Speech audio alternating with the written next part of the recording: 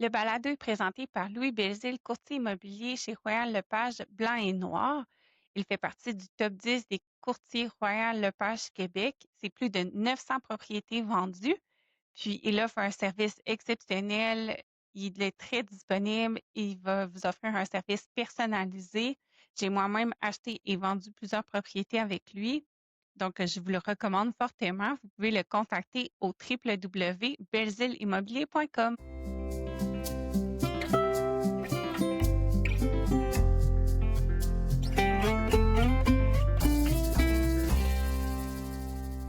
Aujourd'hui, je reçois Neda Nasseri pour faire le point sur l'Ozempic. Allô, Neda. Bonjour Isabelle. Alors, on entend parler beaucoup de l'Ozempic là, dans les dernières années, entre autres pour le côté perte de poids, là, qui est un effet associé à ces médicaments-là. Il y a eu aussi beaucoup de publicité qui a été faite, là, entre autres, je pense, une des premières qu'on a vues, là, c'est Oprah Winfrey, là, qui a utilisé des médicaments de cette classe de médicaments-là. Au début, c'était comme un peu tabou, on n'en parlait pas trop. Les gens n'osaient pas dire qu'ils avaient pris de la médication. Donc, j'aimerais ça qu'on voit un peu qu'est-ce que ces médicaments-là font, c'est quoi les indications, c'est quoi les effets secondaires, parce qu'on entend aussi parler de plus en plus des effets secondaires. Puis, je veux voir avec toi aussi, qu'est-ce qui est si miraculeux dans cette médication-là? Pour commencer, je te laisse te présenter. Parfait. En fait, je m'appelle Neda, je suis pharmacienne de profession. J'ai gradué, il y a près de bon, plus que 15 ans. Mais en fait, j'ai travaillé en pharmacie communautaire et je travaille toujours en pharmacie communautaire, mais à temps partiel maintenant. J'ai fait un petit passage par, l'industrie pharmaceutique pendant quelques années. Et maintenant, je suis chez Desjardins Assurance, comme directrice produit et donc je me penche beaucoup sur tout ce qui est, obésité, diabète, donc je pense que tu parles à la bonne personne aujourd'hui. Très bien, merci d'avoir accepté mon invitation. Donc, on va parler là, tu sais, l'Ozempic, c'est le nom commercial, mais qu'est-ce que c'est en fait ces médicaments-là? Puis c'est quoi les autres produits commerciaux qu'on connaît qui sont dans la même classe là, de Oui. médicaments? Donc en fait, l'Ozempic là, c'est du sémaglutide. Fait que le sémaglutide, c'est un agoniste des récepteurs du GLP-1. Il y a d'autres médicaments dans cette classe-là, comme par exemple le Victoza, qui lui aussi était, indiqué pour le diabète, parce que l'Ozempic est indiqué pour le diabète, mais tous les 2 ont leur pendant qui est indiqué pour l'obésité. Donc, pour, le cas du sémaglutide, ça s'appelle Wegovy et pour le cas de Victoza, ça s'appelle, Saxenda. Là, on entend de plus en plus que peut-être que le Victoza, Saxenda vont, quitter le marché, du moins les formes originales. Mais, c'est quelque chose que Novo Nordisk nous avait dit l'année dernière. Là, présentement, il y a encore du stock, là, donc les patients peuvent encore, être traités. Ensuite, Puis il y a pourquoi ça, d'autres excuse-moi. pardon, pourquoi ça quitterait le marché? Dans le fond, c'est quoi les raisons derrière ça? Souvent, les compagnies pharmaceutiques, lorsque un médicament qui, perd, son, brevet, ils vont décider, par exemple, de le sortir du marché au profit de d'autres molécules pour mettre leur énergie sur de l'innovation. Puis il y a toujours des compagnies génériques qui peuvent faire, des, copies, évidemment. Et l'autre point, c'est que, le Wegovy et aussi les médicaments de l'innovation qui vont s'en venir dans le futur, ont souvent besoin des stylos. Donc, les stylos pourraient être libérés, une grosse batch pourrait être libérée là si, ils arrêtent de faire le Saxenda et le Victoza, par exemple. Ça, c'est des suppositions, là, je ne suis pas Novo Nordisk, mais c'est des hypothèses qu'on a, abordées là pour les raisons pour lesquelles ils vont arrêter de faire ces médicaments-là. Très bien, fait que je te laisse continuer. Là, tu as parlé de l'Ozempic, le Wegovy, Saxenda. Alors, c'est quoi les autres molécules qui existent? Écoute, il y en a d'autres. Il y a le Trulicity qui existe aussi, mais qui est pas, tant utilisé. Je dirais que, honnêtement, pour le diabète, l'Ozempic, c'est de loin numéro un. Donc nous, chez Desjardins Assurance, tu sais, on a accès évidemment à tout un portefeuille de clients, puis on voit ce qui est renouvelé en pharmacie et tout ça. Et chez tous nos clients, le top un, c'est définitivement, Ozempic, en ce moment. Donc, l'indication au départ pour ces médicaments-là, quand ça a été développé, c'était vraiment pour le traitement du diabète de Le type diabète. 2. Exactement. Puis quand un médicament pour le diabète veut entrer sur le marché, il doit toujours faire des tests, pour montrer la sécurité cardiovasculaire. Parce qu'il y a plusieurs années, on avait eu des problèmes avec, le Avandia, qui était un médicament aussi pour le diabète, puis qui avait comme augmenté un peu, les problèmes cardiovasculaires. Donc la FDA et maintenant aussi Santé Canada demandent d'avoir des données cardiovasculaires sur le marché à chaque fois qu'il y a un nouveau médicament, qui sort là, pour le diabète.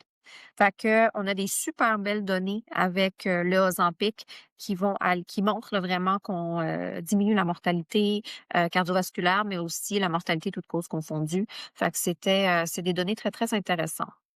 Maintenant, du point de vue obésité, lorsqu'on a vu que l'Ozempic avait aussi ce bénéfice-là de faire perdre du poids comme, le Saxenda avait pour le Victoza, ben, on a fait aussi une étude pour, la mortalité cardiovasculaire, et la sécurité cardiovasculaire chez les gens sans diabète et c'est la même chose qui s'est reproduit. Donc les gens même qui le prenaient pour l'obésité, ont vu une diminution des événements cardiovasculaires là, au bout de 5 ans. Donc, on a quand même des données intéressantes là, qui montrent cette sécurité cardiovasculaire-là.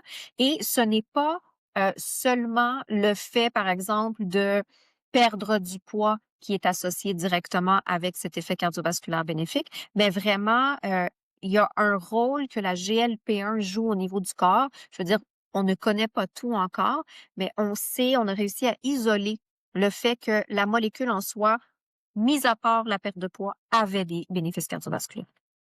Puis juste pour bien comprendre, c'est qu'au départ, ça a été étudié pour le diabète de type 2. Est-ce que Exact. c'est durant les essais cliniques randomisés qu'ils se sont rendus compte que comme effet secondaire, il y avait la perte de poids ou c'est vraiment une fois que les gens se sont mis à le prendre quand ça a été commercialisé, ben là, c'était comme tellement évident que les gens perdaient du poids que là, finalement, ils ont développé des molécules pour la perte de poids. Est-ce que c'est ça? Ben, en fait, ça a commencé avec, le Saxenda et le Victoza. Donc le Victoza qui est sorti sur le marché, la liraglutide, était indiqué pour, le diabète. Mais c'est sûr que quand on fait toutes les études, ben, à ce moment-là, certainement, rapidement, ils ont vu qu'il y avait une diminution du poids aussi qui était rattachée à ça et donc par la suite, ils ont dû faire les études pour le prouver et ensuite, ils ont pu le mettre sur le marché pour cette indication-là aussi. On parle des indications. Est-ce que dans des protocoles, par exemple, là, pour la chirurgie bariatrique, est-ce que maintenant au Québec, on utilise ces molécules-là pour préparer une personne à la chirurgie bariatrique ou est-ce qu'on va remplacer éventuellement la chirurgie bariatrique par les protocoles de médication?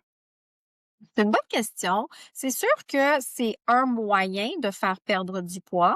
Par contre, quand on perd du poids avec une chirurgie bariatrique, l'ampleur de la perte de poids est quand même beaucoup plus significative. Là, on est plus de l'ordre de 25-35. Donc, c'est quand même très gros. Avec le Ozempic, on est plus au niveau d'à peu près 15 de perte de poids. Puis ça, c'est toujours à souvenir que ces études-là ont été faites avec des gens qui étaient contrôlé, dans un milieu contrôlé, donc qui faisait aussi de l'exercice de façon optimale et qui mangeait de façon optimale parce qu'il y avait un suivi nutritionnel. Donc, c'est sûr que dans la vraie vie, ça peut être un petit peu moins si les gens, par exemple, ne mettent pas en place toutes les mesures là, pour être en santé. Dans les autres indications, je pense que de plus en plus en clinique de fertilité, il y aurait des protocoles là, pour les femmes, qui sont en surpoids parce qu'il y a quand même des données qui nous disent que le taux de fécondité est diminué avec, un poids plus élevé, puis avec tous les paramètres inflammatoires aussi qui sont liés au diabète, ces choses-là. Est-ce que Exact. tu peux nous parler un peu de ça? Oui, donc en fait, oui, souvent les spécialistes en fertilité vont aller suggérer un GLP-1 pour, principalement 2 raisons. En fait, la première étant que quand on a beaucoup de gras viscéral, c'est, difficile, par exemple, pour un chirurgien d'aller, isoler les ovules, pour, tu sais, s'y retrouver quand il va faire la chirurgie et tout ça, tu sais, ça va obstruer un petit peu la vision.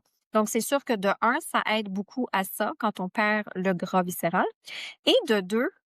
Ça aide aussi parce que ça va aller améliorer, tout le profil de résistance à l'insuline chez les femmes et c'est souvent ça qui est rattaché au processus inflammatoire, là.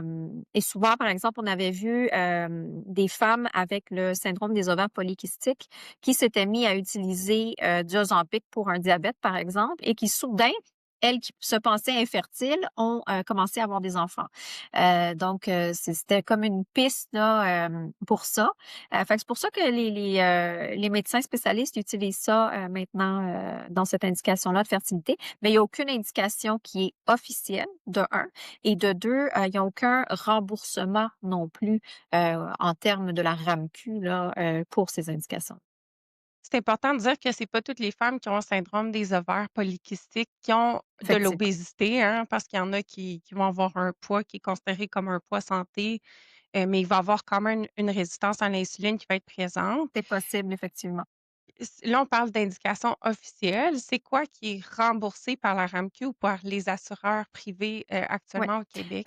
Beh, en fait, la RAMQ va aller couvrir l'Ozempic pour le diabète et seulement pour le diabète, et ce ne sera pas en première ligne de traitement. Donc, il faut avoir utilisé d'autres molécules avant.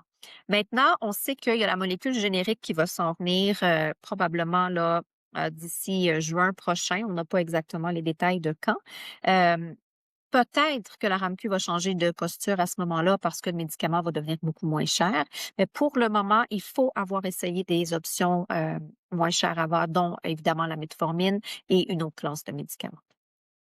Puis pour l'obésité, est-ce que c'est remboursé ou pas du tout? Non, malheureusement, il n'y a rien présentement qui est remboursé au niveau de la RAMQ pour l'obésité, même qu'il y a une clause au niveau légal de la RAMQ qui dit que tout médicament pour l'obésité, en fait, ils ont même pas le droit de les compagnies pharmaceutiques ont même pas le droit de soumettre pour ça parce que c'est considéré encore malheureusement comme esthétique.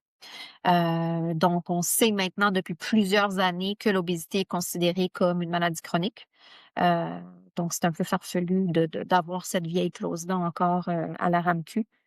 Mais malheureusement, il y a quand même des mises à niveau qui sont à faire. Encore là, peut-être qu'une fois un générique sorti, peut-être qu'ils vont avoir plus tendance à faire ce petit bout de chemin-là parce que c'est quand même, 60 des Canadiens qui sont en surpoids ou en obésité, là. Donc, c'est des médicaments qui vont passer, à la tonne, là, si on Puis commence à là, on rembourser parle ça pour ça. d'obésité depuis tantôt, de surpoids. C'est quoi les critères, là? Tu sais, c'est quoi la nouvelle définition, là, pour Mmh. l'obésité, obésité préclinique, obésité Ouais, clinique? Tu sais, avant, donc on utilisait beaucoup l'IMC, puis exact. dans les critères, c'était comme fallait que tu ailles 30, après ça, c'était 27 d'IMC. C'est Mmh. quoi, formellement, là, les critères actuels, qui sont en vigueur? Ouais. Donc, le critère de l'IMC, pourquoi il est employé? C'est parce que toutes les études cliniques ont été faites avec ce critère-là. Donc, anciennement, on définissait l'obésité par un IMC de plus que 30. Puis pour les accès à la médication, c'était souvent IMC plus que 27, plus avoir au moins une comorbidité.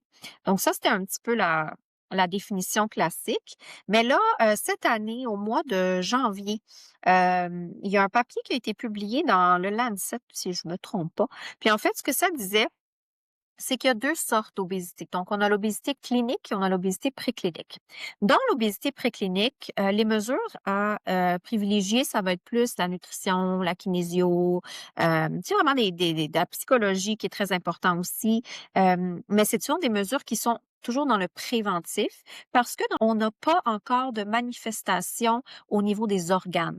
Donc, il y a pas de défaillance, il y a pas de Donc symptômes. il y a pas de Il y a syndrome pas de syndrome métabolique métabolique. associé. Non, exactement. Alors qu'en termes d'obésité clinique, c'est pas nécessairement un syndrome métabolique parce que ça englobe, en fait, c'est un vieux terme qu'on n'utilise plus là, mais ça englobait, le cholestérol, c'est des gens qui font de l'hypercholestérolémie, les gens qui avaient des problèmes problèmes de tension artérielle, en hypertension, puis on avait comme un genre de profil, là. Maintenant, quand on parle d'obésité, clinique, on parle de défaillance, donc ça peut être un diabète de type 2, comme ça peut être, des problèmes aux reins, ça pourrait être, des problèmes d'ostéoarthrite causés par le trop, gros poids à supporter.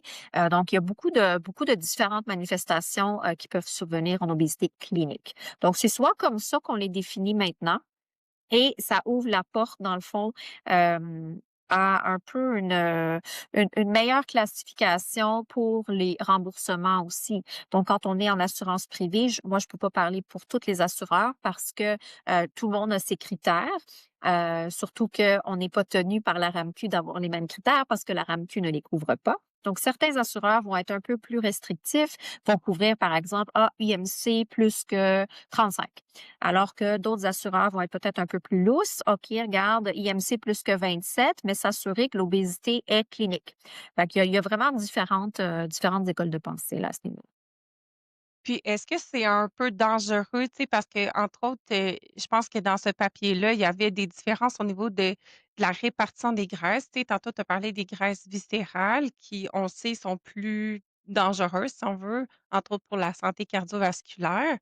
Quand on prend juste un chiffre puis qu'on se base encore là-dessus au niveau de la RAMQ puis des assureurs, est-ce qu'il y a un danger, tu sais, de mettre un peu tout le monde dans le même panier alors que la répartition des graisses, ben ça peut faire une différence. Puis il peut y avoir quand même des éléments là, qui sont individuels à chaque personne. Oui, c'est un très bon point que tu apportes, Isabelle, parce qu'en fait, un des critères que Desjardins Assurance va demander, ça va être le tour de taille. Parce que c'est là, effectivement, c'est l'obésité abdominale qui est, la plus dangereuse pour la santé. Donc, toi, chez nous, par exemple, on a 3 critères, là. Donc, c'est, évidemment l'IMC qui doit être plus que 27, puis il doit y avoir ou une comorbidité ou une manifestation quelconque et puis, le tour de taille aussi qui doit dépasser un certain seuil, là, pour être considéré, en obésité. OK, c'est intéressant. Au moins, il y a quand même une espèce de de volonté que ça soit pas juste l'IMC là, Oui. qui Oui, soit parce le que tu regardes l'IMC, là, tu sais qui serait, obèse avec un IMC, pas très élevé? beaucoup de monde, The beaucoup de monde. Rock. Oui, oui, c'est ça, tu sais, les gens qui sont très musclés, très massifs, Exactement. tu sais, les gens qui ont des statures plus carrées, tu sais, on en a plein d'exemples, mais il y a beaucoup d'athlètes, entre autres, Beaucoup qui d'athlètes, seraient avec, effectivement. le tu sais, si c'était juste l'IMC, ils seraient tous obèses, là, ce qui Ouais, fait aucun sens. tout à fait Parce qu'ils raison. ont une santé cardiovasculaire pas mal meilleure que bien des Oui, gens oui, qui oui, pas sont mal meilleur que moi, en tout cas. oui, c'est ça, exactement. On a parlé, entre autres, de la perte de poids, là. Est-ce que c'est une perte de poids qui va être lente ou qui va être rapide avec ces médicaments-là? Écoute, il faut savoir que ces médicaments-là, généralement, quand on les utilise, on essaie de titrer de façon très lente. Donc, en pharmacie, on dit souvent start low, go slow. Donc, souvent, ça va être un peu pour l'aspect effet secondaire parce que, tu sais, ces médicaments-là, ils ont quand même des effets secondaires. Ça peut amener un petit peu de nausée, des fois de la constipation. Puis, si on veut que les gens restent adhérents à leur traitement, donc tu veux pas les gonfler de grosses doses puis qu'ils vomissent puis ça y est, ils arrêtent leur traitement. Donc c'est pas ça l'objectif. Alors si on commence à des doses qui sont plus basses, la perte de poids est quand même plus lente et puis ce qui est sain en fait, tu sais souvent on disait là la vieille école, on disait toujours 1 livre par semaine, là. Ben là, on est à 0,5 à 1 du poids perdu par semaine, puis on est encore correct. Fait que c'est sûr que d'une semaine à l'autre, c'est pas drastique, mais quand tu vas regarder quelqu'un, au temps zéro, puis tu vas le regarder 6 mois plus tard, ben là, oui, c'est sûr que tu vas voir une différence. Est-ce que c'est seulement de la masse adipeuse, qu'on perd Non. avec la médication ou, tu sais, il y a de la masse musculaire aussi, Malheureusement, il y a aussi de la masse musculaire, puis ça, c'est quelque chose, qui est dommage. Il y a certaines compagnies qui sont en train de chercher justement des façons d'optimiser la masse musculaire tout en faisant la perte de poids, mais on n'est comme pas rendu là encore. Mais ce qui se passe, c'est que quand on perd rapidement le poids, c'est souvent la masse musculaire qui y passe malheureusement. Donc, c'est une autre des raisons pour laquelle start low, go slow. On veut essayer de conserver la masse musculaire le plus souvent, évidemment. Et ce qui est important pour conserver la masse musculaire, c'est de un, consommer la bonne quantité de protéines pour soi et aussi faire assez de sport, mais pas nécessairement du cardio. Donc, on doit aller plus dans ce qui est exercice de résistance pour pouvoir faire des muscles. Sau- Alors, il faut faire très, très attention pour pas tomber en ce qu'on appelle la sarcopénie, où là, vraiment, on est dans une grosse, grosse diminution de muscles qui peut être dangereuse pour la santé. Donc ça prend quand même un suivi serré, là, tu sais, parce que Tout j'ai à fait. l'impression que des fois, c'est comme prescrit, puis il y a pas tant de suivi qui est fait. Hem, Tu sais, c'est intéressant ce que tu dis aussi parce que j'ai l'impression qu'on fait des belles recommandations, tu sais, générales pour tout le monde. Malheureusement, tu sais, il y a quand même une certaine population plus vulnérable qui va souffrir plus d'obésité. Mhm. Puis, tu sais, alimentation, activité physique, malheureusement, c'est peut-être pas aussi accessible pour ces gens-là. Donc j'ai une question un peu éthique. Est-ce qu'on est rendu avec comme un écart entre les riches et les pauvres, dans le sens que les riches, ils se payent de l'Ozempic ou du Wegovy pour perdre du poids, pour atteindre les standards de beauté qui se sont fixés, puis de tout ce qu'on voit sur, les réseaux sociaux, les vedettes. Puis après ça, les gens qui ont vraiment une obésité, mais qui sont dans des classes sociales plus vulnérables, qui n'ont pas accès via la RAMQ ou les assureurs privés. Est-ce qu'on est en train de faire un écart social qui s'agrandit? L'écart social était déjà là, malheureusement, Isabelle, parce que si on se souvient, il y a plusieurs années, c'est drôle parce que c'était mon sujet de maîtrise. Donc, en fait, je comparais le soin chez les diabétiques entre ceux qui avaient une assurance privée versus ceux qui avaient une assurance publique. Et surtout, à l'époque, c'était l'accès à la sitagliptine. Fait qu'on voyait clairement que les gens qui étaient plus fortunés, qui avaient une assurance privée, étaient mieux traités avec la sitagliptine, donc avaient beaucoup moins d'effets indésirables reliés aux médicaments parce que les gens en situation plus précaire, étant sur la RAMQ, avaient, eux, accès à des médicaments qui pouvaient potentiellement augmenter le profil cardiovasculaire puis tout ça. Malheureusement, je pense pas qu'il y a de réponse, oui ou non, parce que c'est le système dans lequel on est. Est-ce que le système est juste? Il essaye de l'être, mais regarde, on voit tout ce qui se passe autour de nous en ce moment. Le système de la santé est en train de crouler. Hem, j'ai pas de suggestion malheureusement, mais oui, c'est sûr que c'est un peu inégal en ce moment. Au moins, on sait que les assurances privées ne couvrent pas hors indication.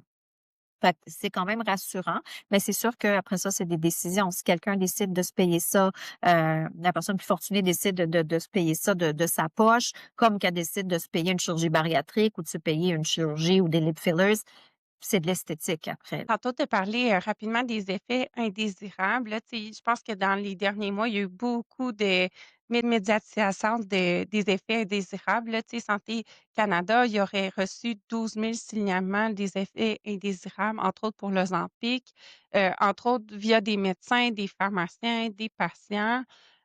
Est-ce que tu peux me parler un petit peu plus des effets indésirables qu'on a documentés, là? Tu as parlé, entre autres, de constipation, nausées, vomissements. Mais tu sais, il y a eu une nouvelle, entre autres, sur les troubles de la vision. Oui, en fait, la nouvelle sur les troubles de la vision, je t'avoue que j'ai fait des recherches, dans les études. Ce qui avait été relevé, c'était, une perte de vision transitoire, puis souvent, c'était chez les patients diabétiques. Puis ça, c'est un effet qui est connu que quand, l'hémoglobine glyquée, c'est-à-dire la photo des 3 derniers mois, de contrôle de diabète, quand la glycémie tombe de façon, marquée, dans un court laps de temps, c'est un effet qui peut survenir. Fait que ça serait probablement plus chez les diabétiques. Maintenant, une chose est à savoir que l'Ozempic étant tellement utilisé, c'est sûr qu'on va recevoir plein de signaux. Déjà, quand on regarde dans une étude clinique, hem, par exemple, s'il y a quelqu'un qui, glisse sur une peau de banane en ayant pris du Tylenol, puis qui se casse, le genou, l'effet secondaire de la fracture du genou, je ne sais pas si c'est possible, si ça se dit, la fracture de la rotule, ça se peut-tu? Ça Oui. serait associé aux médicaments, OK? Donc elle serait dans la monographie de produits. Là, on est dans une situation de vie réelle. Dans la vie réelle, est-ce que c'est le Ozempic qui a causé ça? Est-ce que c'est la tomate pas fraîche que la madame a mangée hier? Est-ce que ce sont les OGM? Donc, il y a beaucoup de facteurs confondants. On ne peut pas faire d'association directe comme ça, à moins d'avoir énormément de signaux, mais pas des cas anecdotiques à droite à gauche. Si on regarde, par exemple, il y avait un effet indésirable qui avait été soulevé il n'y a pas très longtemps, qui était celui des pensées suicidaires. Fait que là, ça a été évidemment recherché. Ils ont fait des études, ils ont regardé, puis ce qu'on a réalisé, c'est que le taux était pas supérieur au taux, chez les individus normaux, en fait. Mais c'est juste qu'il y a tellement de gens qui en prennent qu'à un moment donné, tu te dis: «Ben, donc c'est-tu le médicament ou est-ce que c'est la population qui va mal?» Fait que c'est un peu ça qu'il faut se poser comme question. Donc, en ce moment, le trouble de vision ne m'inquiète pas outre mesure. Maintenant, reste à voir si dans le futur, on va avoir peut-être plus de cas, mais en ce moment, il y a pas d'inquiétude à avoir. Puis est-ce qu'on a justement des études avec des cohortes qui ont été faites sur plusieurs années, tu sais, pour voir un peu les effets plus à long terme? Parce que des fois, quand le médicament est commercialisé, ben là, on a fait, sur une période X, mais tu sais, là, ça fait quand même plusieurs années que c'est utilisé au Canada. Est-ce qu'on a tu sais, des 5-10 ans de cohortes Et de des 10 ans, patients? là, oui, on a parce que là, il existe déjà depuis, l'Ozempic existe depuis 2017, je pense, puis, le Victoza, je pense qu'il est sorti 2 ans avant. Fait qu'on a quand même une dizaine d'années d'expérience. Donc c'est quand même notoire. Après, quand on dit, par exemple, que ces médicaments-là doivent être pris à long terme, ça veut dire que ces médicaments-là ne doivent pas être arrêtés. En principe, l'obésité est une maladie chronique. Là, après, on ne parle pas de madame qui veut être cute dans son bikini, on parle de madame qui traite l'obésité. Fait que ce qui arrive, justement, je vais revenir un petit peu à la masse musculaire, c'est que quand on perd la masse musculaire, ça veut dire qu'on brûle moins parce que c'est un peu la masse musculaire qui est le calorifère puis qui permet de brûler ce qu'on mange. Donc quand les gens vont perdre leur masse musculaire à cause d'une diète ou à cause du Ozempic ou à cause de whatever, hem, ils vont brûler moins. Si l'individu arrête son médicament, qu'il recommence à manger normalement, mais qu'il y a plus de muscles pour brûler tout ce qu'il vient de manger, qu'est-ce qui va se passer? On emmagasine. Puis là, on emmagasine, mais d'une forme différente de ce qu'on a perdu. Fait que ça se peut qu'on se trouve encore moins cute qu'au début. Fait qu'il y a beaucoup d'enjeux, par rapport aux individus qui doivent se poser cette question-là que: «OK, je vais peut-être le prendre pour l'esthétique pendant 3 mois puis perdre mon poids, mais qu'est-ce que je vais faire après?» Puis souvent, les gens, malheureusement, sont pas dans le après et ne pensent pas à ça. Et on Tu sais, est si on veut un résultat rapidement, maintenant, Ça donc fonctionne, mais tu c'est vas perdre ça. beaucoup de muscles, puis après ça, tu vas regagner, puis tu vas avoir, peut-être, tu avais des grosses foufounes, mais là, tu vas avoir des gros bras. Fait que, tu sais, c'est un peu ça, là. Simplifié, là, mais Puis on est dans une société qui va tellement vite, la performance, on veut que tout arrive très rapidement. Donc c'est sûr que, tu sais, là, on en parle, c'est de plus en plus accessible pour une certaine tranche de la population. C'est sûrement plus facile de prendre du Wegovy, par exemple, que d'aller s'entraîner 3-4 fois par semaine, c'est sûr, d'acheter des aliments qui sont bons pour la santé, qui coûtent un prix de fou à l'épicerie. Tu sais, il y a aussi un enjeu un peu sociétal qu'il faut se poser, là, avec tout ça. certainement, certainement. Puis c'est ça, fait que tu sais, c'est intéressant ce que tu dis parce qu'au final, ça règle pas tout le problème. Est-ce que pour les diabétiques aussi, il faut avoir une prise à vie? Oui, pour le diabète aussi, c'est une prise, à long terme, effectivement, pour avoir tous les OK. bénéfices, là, ouais. Puis est-ce que tu as des données qui nous disent combien ça coûte à la RAMQ actuellement, là, tu sais, pour le nombre d'ordonnances émises, mettons Je te 2024-2025? Bon, ça, j'ai pas ces données-là comme ça. On peut probablement les trouver sur Internet, mais ce qu'on sait, c'est que le Ozempic coûte à peu près 250 par mois. Le Wegovy est plus cher, par contre, parce que les dosages sont plus élevés.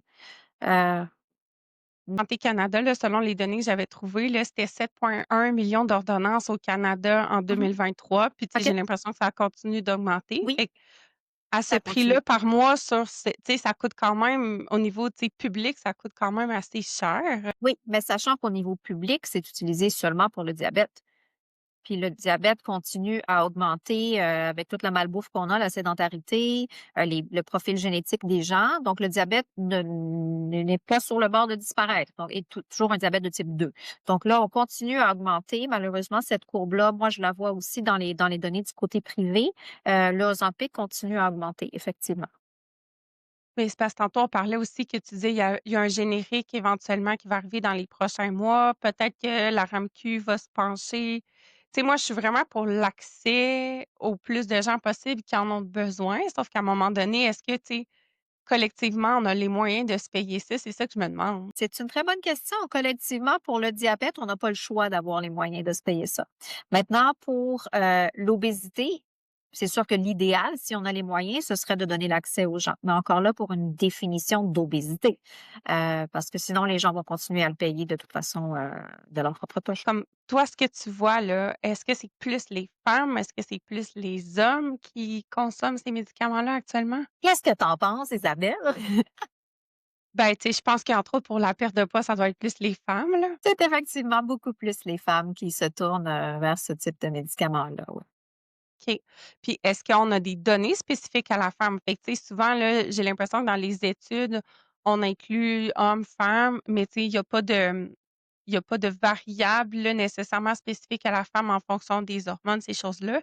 Est-ce qu'avec le Ozempic, on en a ou pas? Oui, on en avait. En fait, quand on regardait dans les études, les femmes perdaient un petit peu plus de poids que les hommes, mais elles avaient aussi un petit peu plus d'effets indésirables, que les hommes. Est-ce que c'était paritaire, le nombre de femmes versus d'hommes? Oui, dans les études, c'est toujours paritaire. Maintenant, on n'est plus dans les années 90 où est-ce Ouais, c'est ça. on décidait d'exclure les femmes parce que les hormones allaient, corrompre les données, n'est-ce pas? Oui, c'est ça. Oui, c'est Maintenant, ça. on est toujours dans le 50-50. OK, parfait. Fait que de ce que toi tu vois là, puis l'évolution des dernières années par rapport à ces molécules-là, qu'est-ce qui s'en vient ou qu'est-ce qu'on s'attend comme avancée? Est-ce qu'il va y avoir des nouveaux produits commercialisés? Est-ce qu'on va reculer à cause des effets secondaires? Comment tu vois ça pour les prochaines années? Ben, écoute, j'ai regardé dernièrement ce qu'on appelle le pipeline, des médicaments pour l'obésité.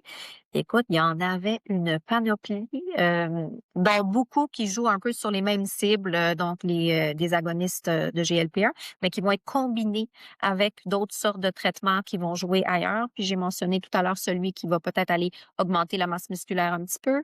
Fait qu'on est vraiment pas prêt, d'arrêter de parler de ces molécules-là. Maintenant, il faut juste se poser une question parce que souvent, on se dit: «OK, il va en avoir un autre, puis on va perdre encore plus de poids». Tu sais, récemment, il y a le tirzépatide aussi qui est sorti, qui est le Mounjaro, qui est pour le diabète et le Zepbound qui est pour l'obésité.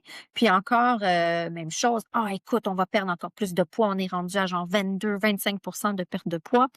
Mais, est-ce que perte de poids est synonyme de santé? Non. Fait que, tu sais, il y a ça aussi à se poser comme question. Tu sais, c'est comme ce que tu soulèves. Les gens le prennent souvent pour une question d'esthétique, mais des fois, il y a des gens qui sont peut-être un peu plus ronds qu'un autre, mais qui vont être en santé. Puis l'objectif, c'est toujours d'être en santé. Ce n'est pas d'être mince. J'ai vu certaines, tu sais, données, plus émergentes là, par rapport à toute la santé cognitive, les effets sur le cerveau. Est-ce que tu as l'impression qu'on va élargir, tu sais, les indications à ce point-là, tu sais, que ça sorte un peu du métabolisme et de la santé, cardiovasculaire? Écoute, là, on commence à avoir des indications dans beaucoup de choses. Là, on a des indications en prévention cardiovasculaire, on a des indications, en insuffisance rénale, on a des indications aussi, qui est sur le bord de sortir, je pense, là, pour, ce qu'on appelle, le NAFDL, si je ne m'abuse. Des problèmes, bref, c'est des problèmes hépatiques. Le foie gras, là, en d'autres mots.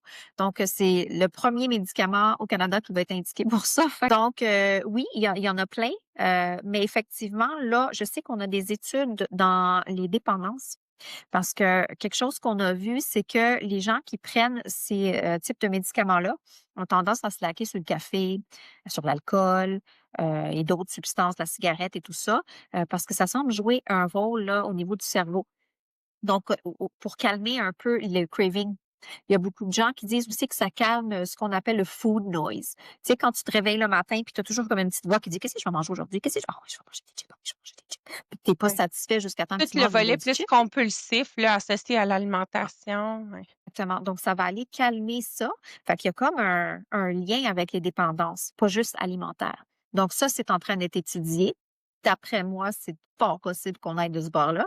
Puis effectivement, il y a eu des études aussi, en termes de, neurodégénération aussi, en termes du cerveau, là, pour garder, son cerveau sain plus longtemps. Fait que oui, il y a différentes études, puis, on s'accroche. Super, ben, merci pour la discussion, c'était vraiment intéressant. Est-ce que, je te laisse le mot de la fin, est-ce que tu as quelque chose à rajouter? Ben oui, j'aurais quelque chose à rajouter. Ben justement, moi, je suis sur le comité aviseur de Parlons Obésité. Fait que si jamais, vous avez des gens là, qui souffrent d'obésité ou qui veulent en savoir plus sur, la prévention de l'obésité, le traitement, tout ça, c'est une association patient qui a son pendant français et son pendant anglais. Et on a souvent des capsules en ligne, on va avoir des événements, puis on a beaucoup, beaucoup de professionnels de la santé, là, des sommités canadiennes qui viennent nous parler de quoi faire, dans quelle situation. Fait que suivez-nous, ça va nous faire plaisir, de vous aider. C'est quoi le site web? C'est, parlonsobésité.com ou .ca? Je suis plus On pourra certaine. le mettre, Oui, en on lien. pourra le mettre dans la bibliographie, là, de Exact. l'épisode. Merci beaucoup, Super. Neda. Merci beaucoup Isabelle. Bonne À la journée. prochaine, Bye. bye.